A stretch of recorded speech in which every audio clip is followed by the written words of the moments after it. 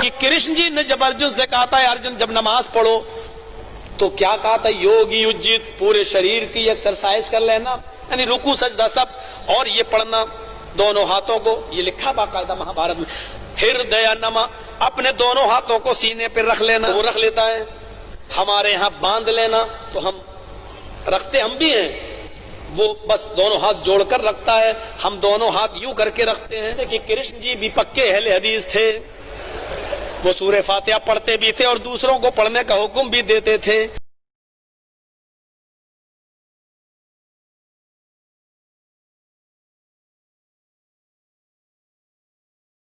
नमस्ते दोस्तों, इस वीडियो को अंत तक देखने वाला हिंदू कभी मार नहीं खाएगा, और यदि कोई मुस्लिम इस वीडियो को अंत तक देख गया तो हिंदू बन जाएगा निश्चित रूप से।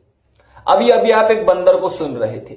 नमाज क्या है, क्यों है, कहां से आई, कैसे आई, किसने सिखाई, इसका इतिहास क्या है, इसका अर्थ क्या है, इसका ऐसा प्रमाणिक उत्तर इस वीडियो में दूंगा कि फिर कोई बंदर सवाल खड़ा नहीं कर पाएगा। उससे पहले मैं इस बंदर ने जो कहा श्री कृष्ण के विषय में, उस विषय पर आता हूं कि श्री कृष्ण ने लोगों को नमाज सिखाई, शरीयत की और इस्लाम की तामील दी, शिक्षा लोगों को दी। श्री कृष्ण जी ने कहा था कि इस प्रकार से हाथ जोड़ करके संध्या का अंतिम मंत्र ओम नमः शंभवाय च मयो भवाय च नमः शंकराय च मयस्कराय च नमः शिवाय च शिवतराय च ओम शांति, इस प्रकार से परमपिता परमात्मा की उपासना करनी है। मैं निश्चित रूप से कह सकता हूं, दावे के साथ कह सकता हूं कि ये जो मौलाना बंदर था ये कभी इस प्रकार से परमात्मा की उपासना नहीं करता, और ना ही कोई मुस्लिम करता होगा। तो श्री कृष्ण जी ने जो शिक्षा दी उसको क्यों नहीं मान रहे हो तुम? दूसरी बात, श्री कृष्ण जी कहते हैं प्रत्येक घर में हवन होना चाहिए। मैं दावे के साथ कह सकता हूं कि जो बंदर है ना, जो श्री कृष्ण जी को बदनाम कर रहा है, ये बंदर किसी हवन में बैठता भी नहीं होगा। और श्री कृष्ण जी ने कहा हाथ जोड़ करके इस प्रकार से परमपिता परमात्मा से प्रार्थना करनी, तो ऐसे हाथ बांध कर क्यों बैठ जाते हो? श्री कृष्ण जी की शिक्षा मानिए ना। अब मैं मूल विषय पर आता हूं। श्री कृष्ण जी आज से 5154 वर्ष पहले महाभारत का युद्ध हुआ, उस समय यहां पर थे उपस्थित।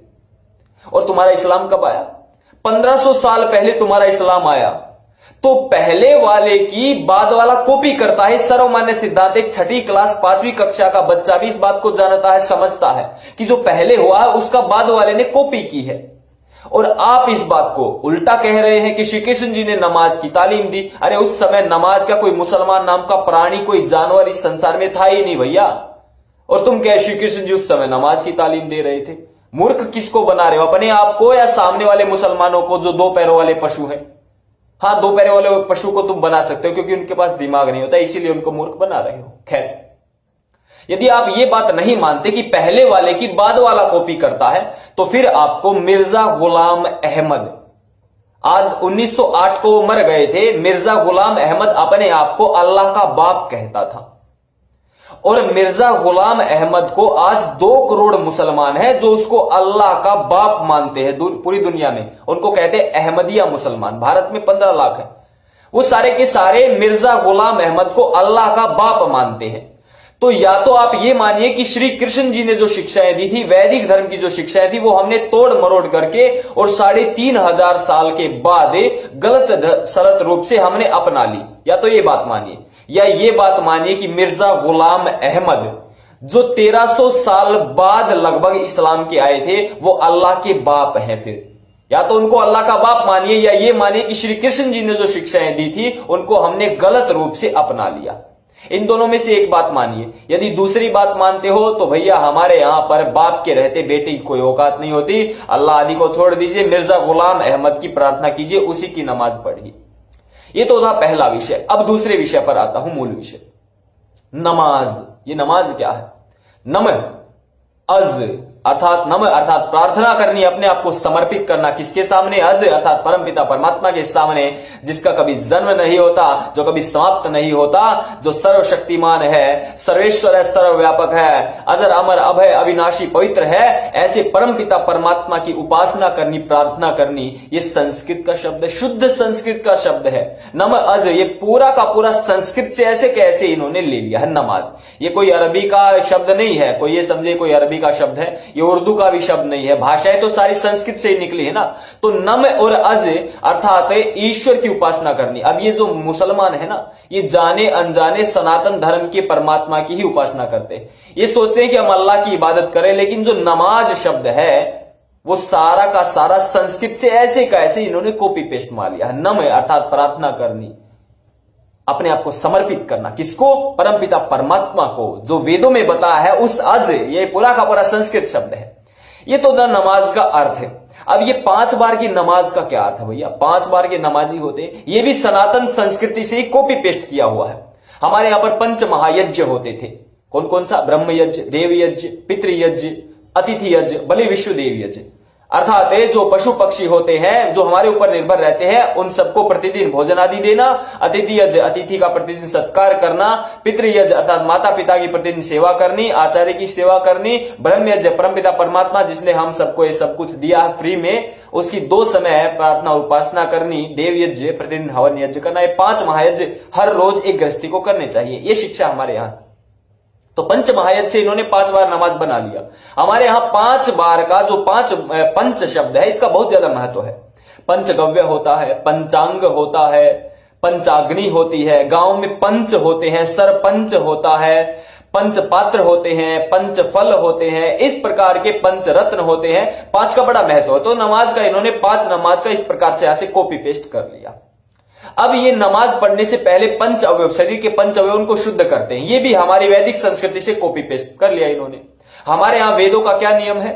शारीर शुद्ध यरथे पंचांग न्यासः, शारीर शुद्ध यरथे पंचांग न्यासः, ऐसे कैसे इन्होंने कॉपी पेस्ट ये कर लिया है नियम को। तो पंच अवयव की शुद्धि करके नमाज पढ़ने बैठते हैं। अर्थात जो वेदों में परमपिता परमात्मा का स्वरूप बताया है उसकी उपासना करते, अनजाने में बेचारे। अब इनको किसी ने बहका दिया तो गलत सलत रूप से करते हैं, ये बुराई में करते हैं उसकी, लेकिन करते उसी परमपिता परमात्मा की है।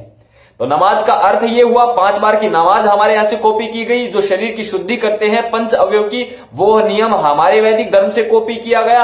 अब चौथी बात, नमाज जब ये पढ़ते हैं, नमाज करते हैं ये अदा, तो उस समय ये व्यायाम करते हैं। इसमें अशरफ ए निजामी, उसने एक पुस्तक बरेली से छपवाई थी, मुसलमान है, उसने छपवाया था नमाज द योगा ऑफ इस्लाम। और उसने कहा था हम जब नमाज पढ़ते हैं तो हम वज्रासन करते हैं। वज्रासन में बैठते हैं, इधर उधर दाएं बाएं घूमते, ऊपर नीचे देखते हैं, आगे झुकते, पीछे होते हैं, अलग अलग प्रकार के कई सारे आसन करते हैं। 31 पेजों में उसने बहुत सारे आसन गिनवाए कि हम इस प्रकार के ये आसन करते हैं जो सनातन धर्म के हैं।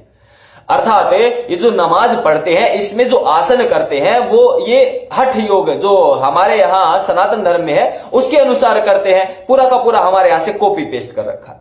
योग का अर्थ होता आत्मा को परमात्मा से मिलाना, और यहां पर नमाज को अरबी में कहा जाता स्लाट, और उस स्लाट का भी अर्थ यही होता है आत्मा को परमात्मा से मिलाना।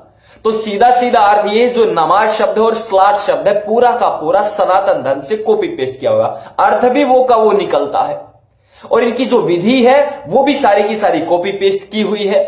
और हम इनसे अरबों खरबों साल पहले, ये तो बाद में आए हैं। अर्थात इन लोगों ने हमारी अच्छी परंपराओं को तोड़ मरोड़ करके गलत रूप से प्रस्तुत करके बुराई में उनको बदलकर अपभ्रंश करके अपना लिया है।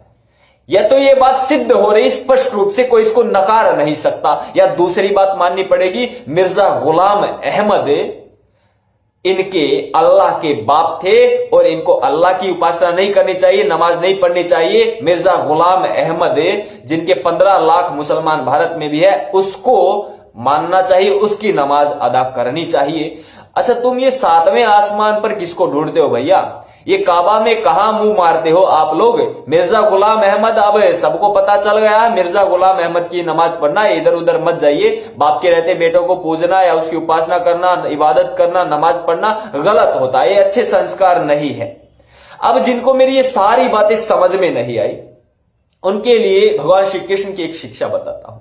यत्र सूक्तम निरुक्तम च समम स्यान मधुसूदन न तत्र प्रपेत प्राज्यो बधिरैश्विव गायनः। अर्थात बहरों के सामने बीन नहीं बजानी चाहिए। जो बुद्धिजीवी वर्ग है, जो पक्षपात नहीं जानते, वो सारे के सारे मुस्लिम भाई इस वीडियो को देखकर समझ जाएंगे कि उनके पूर्वज भी सनातन धर्मी थे, हिंदू ही थे, और उनकी पुस्तक भी वेद है। वो गलत चीज को छोड़ करके और ठीक चीज की तरफ आगे बढ़ जाएंगे, और जो बहरे हैं उनके सामने बीन बजाने का कोई लाभ नहीं है। श्री कृष्ण के अनुसार मैं इस बात को मानता हूं, और जो बुद्धिजीवी और आचरणवान सनातन धर्मी हिंदू भाई हैं, वो इस वीडियो को हर घर तक पहुंचाए और इन शिक्षाओं को लेकर के आगे बढ़े। निश्चित रूप से सारे संसार में शांति और भाईचारा कायम होगा, और पुनः विश्व में हम विश्व गुरु कहलाएंगे, ऐसी मेरी मान्यता है। इस वीडियो को शेयर जरूर करें, लाइक जरूर करें। थैंक्स भारत यूट्यूब चैनल, आपका अपना यूट्यूब चैनल है, इसे सब्सक्राइब करें और दूसरों से भी करवाएं। धन्यवाद। जय श्री राम। नमस्ते जी।